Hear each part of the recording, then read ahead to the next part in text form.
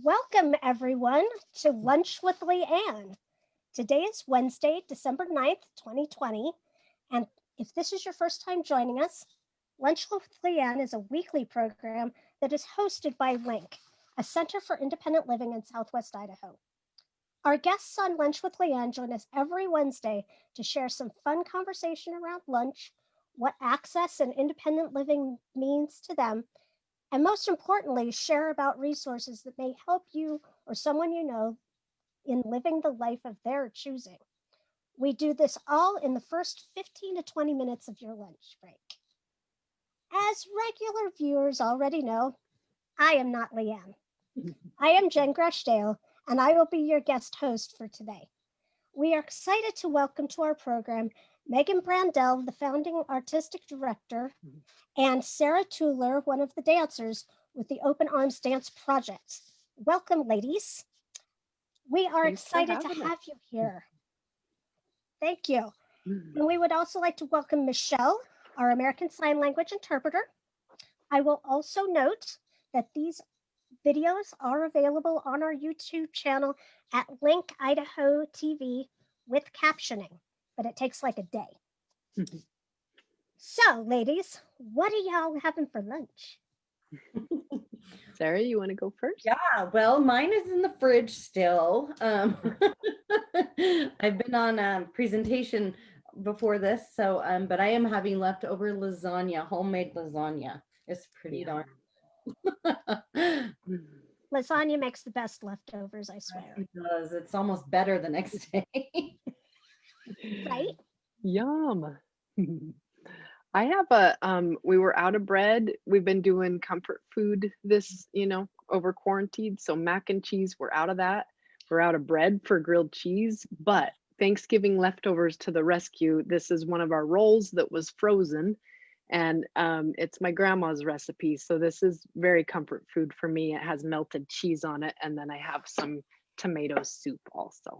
And so yeah, you can't beat melted cheese. No. Seriously.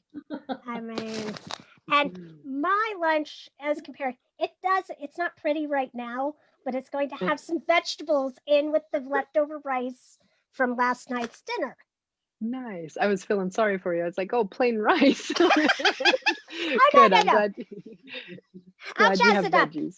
Jazz it up before I eat it. Oh. Well, ladies, I am really excited to get to meet with you today and talk about Open Arms Dance Project. Megan, could you give us a quick overview of what it is and what y'all do? Yeah, sure. So Open Arms, and I think you have a video, kind of an introduction video posted on your Facebook page maybe, but our mission is to create greater joy and compassion with dance that opens hearts, minds, and arms.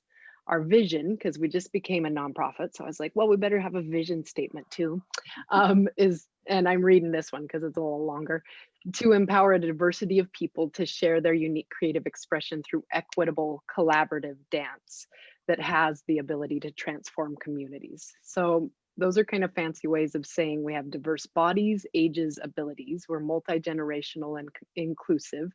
And through our art, we hope to change attitudes towards people with disabilities, towards people of all ages, and just kind of break out of that box that everybody thinks, oh, dance is just ballet, or it's just, hip hop, and only people with symmetrical, really in shape bodies can do it. And that's not true. People with asymmetrical, all sorts of different shaped bodies and abilities can totally express themselves through movement. That's fantastic. And even when you have extra bodily stuff like wheelchairs and canes and all of that can be included too. For sure. And we even incorporate that into choreography big time and creative, get really creative with all that. Very cool. So you and Sarah are both dancers. Tell me a little bit about that. What's it like to be a dancer, Sarah? I have always danced one way or another. It's just been a passion of mine.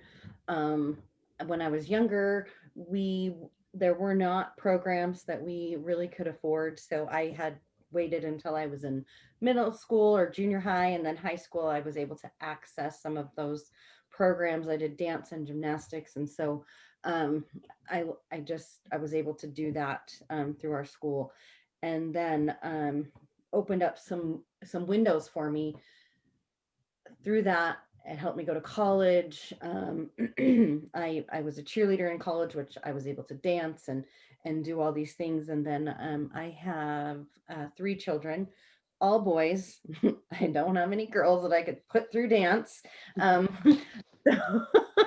uh, but I do have, our youngest has cerebral palsy and very physical challenges. And but we get to dance together with open arms. And I also taught um, cheer or coached cheer at one of the high schools here in Boise for about 8 years. And my heart has, even before I had Truman, my heart has been inclusive.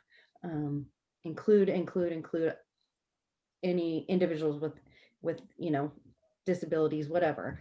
And so when I found Megan through my job and my coworkers, I just felt at home.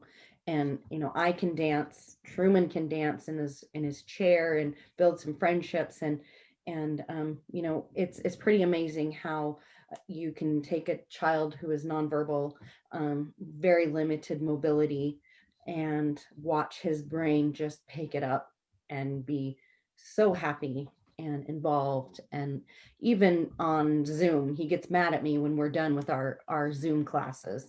Um, so it's just opened a really great relationship between us. And I try not to dance with him sometimes, so that he gets his own his own experience, and I get mine. And it's just beautiful. Wow, that's really, really great. Really great. And Megan, I'm curious to know more about your story and how you got into this idea, this movement. Yeah, well, first of all, Sarah, that's just lovely to hear. And that's my greatest hope. We have a few, myself included, parent-child combos who are part of Open Arms, and to hear that it's, satisfying for the adult, like creative expression, but also for the child too, is yay, that's great. And for me, it's Sarah works for Idaho Parents Unlimited, and it was like 20 years ago. One of my fellow dancers just had too many classes to teach, and she knew I was already working with people with disabilities, like as a community support worker. And she said, "Can you take over this class?" And it was funded by Idaho Parents Unlimited way back then.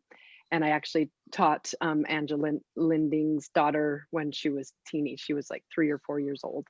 And so, so that was my very first experience teaching inclusive or adaptive dance. And then I just kept doing it. And then my dad developed ALS. And so that kind of, and my cousin was a special education teacher. So it was just always, a wonderful thing to do. But after my dad was in a wheelchair and I saw how people that used to make eye contact with him no longer did and wouldn't look at him or acknowledge him, I was like, ugh, this is no good.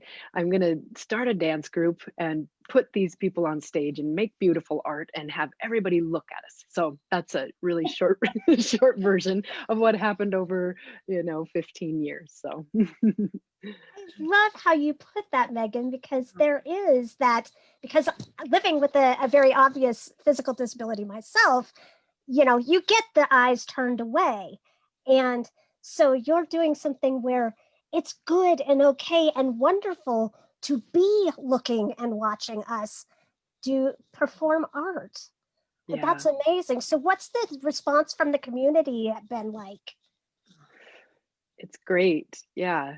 I mean, Sarah, we make a lot of people cry. We don't mean to, but I think they're tears of joys. And what I take that as is that, you know, in our mission, it's opening hearts. And I think when, you know, people cry when they see us, it's like, whoa, this makes me feel something different that I've never felt before. And it's a beauty to see all these diverse bodies that I've never experienced. I've never seen, you know, associated disability with complete beauty and like upliftment or something. And so it's just hopefully uh, uh, letting them know how valuable people with disabilities are in creative expression, but work and just contributing to society. Like, look at these people and welcome them into your lives. Yeah, and I think that the pieces that we perform tell a story from beginning to end, and Megan does a really great job of including everyone in creating that piece, and as the audience can really feel that story, and I think that brings in that beauty that they're feeling, like, oh, I really understand that story, and everybody in this story, I feel it, I'm in it. I mean, you look around and we're performing outside in traffic and things are going on around us in the environment, and everyone's just like blinders on and in that performance watching us. And it's something that, you know, you can't, it gives me goosebumps, you can't explain it. um it's amazing.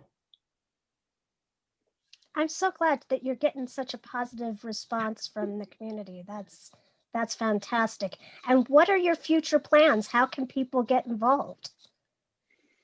Well, like I said, over quarantine, over COVID, we became a nonprofit. I got the letter from the IRS on March 25th, and I was like, well, this is a good project during this time. So, so first and foremost, I would love people to participate in our community class. It's on Tuesday nights at 6, and I am doing my very best to design it with universal design for learning and really make it accessible, but I'm always open to feedback. And you know, I give options for sitting in a chair, and I'm trying to improve my sound quality for my low vision dancers. And I just hope that it's just as accessible as possible and free. And I'll be streaming it live next Tuesday at 6 on our Facebook page.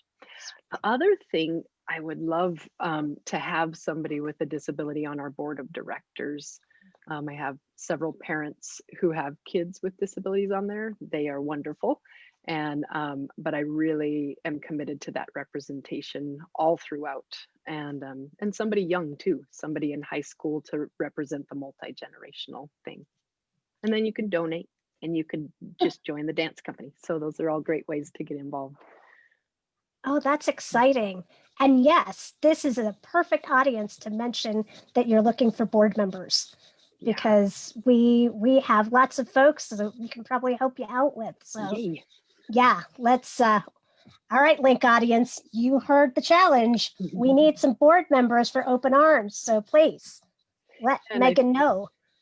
I think the beauty of all this Zoom stuff that we've been doing is like we haven't had an in-person board meeting yet because we became a nonprofit during COVID. And so a board member could be from any place in Idaho.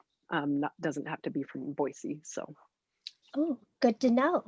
Good to know. Awesome. Well, we had been asking this question of all our guests for the last little while, and I'm going to ask it really briefly to both of you really quick. Is we are celebrating the 30th anniversary of the ADA, and real quick, what does the ADA mean to each of you? Well, I don't know if you can briefly answer that question, but I'll try. The ADA to me means that we can live in a community that is inclusive, and my son gets to live in our home with us and go to school and participate in the community. He is socially driven. He loves to perform. He loves the community. He loves activities. He loves school, and thanks to the ADA, his world is primarily accessible. There's still a lot of work to do, as we know, Jen. But and Megan, when you experience that with your dad, as far as mobility goes, we do have a lot of technology that we without disabilities enjoy, but it's life changing for individuals with disabilities. So, um, you know, our phones are assistive technology, and we use it all the time. So it's life changing. It's inclusive, and it also has provided me with a job in many ways. Yeah. And for me, having my dad be having legs and he walked everywhere and everything, and then he was in a wheelchair, it was a really clear cut difference in lifestyle for us. And we were like, what? This is so difficult to do this or this or this. And so those curb ramps and ramps into businesses and that are the first things that pop into my mind, because my dad was a wheelchair user. And it's like he could get to my college graduation because of those things. He got kind of hijacked in the elevator with one of my professors, but we found him. And so but just those things, so that he was able to be there for all the places we were going and big events in our lives. That's fantastic. I know I was asking a lot of both of you ladies to try to put that in a nutshell. Yeah. But thank you so much for both of you. Our time's actually come to a close already, but I just want to thank Megan and Sarah for joining me today.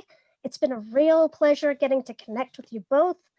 Please don't forget that this video will be available later this week on Link's YouTube channel. I will also be putting the information about your Zoom class, Megan, in the comments to this video as well. Cool. Please plan to join LeAnn next week when she'll have an insightful interview with Brian Dale, a community organizer and longtime disability advocate. So with that, ciao, everyone. And if you want to be my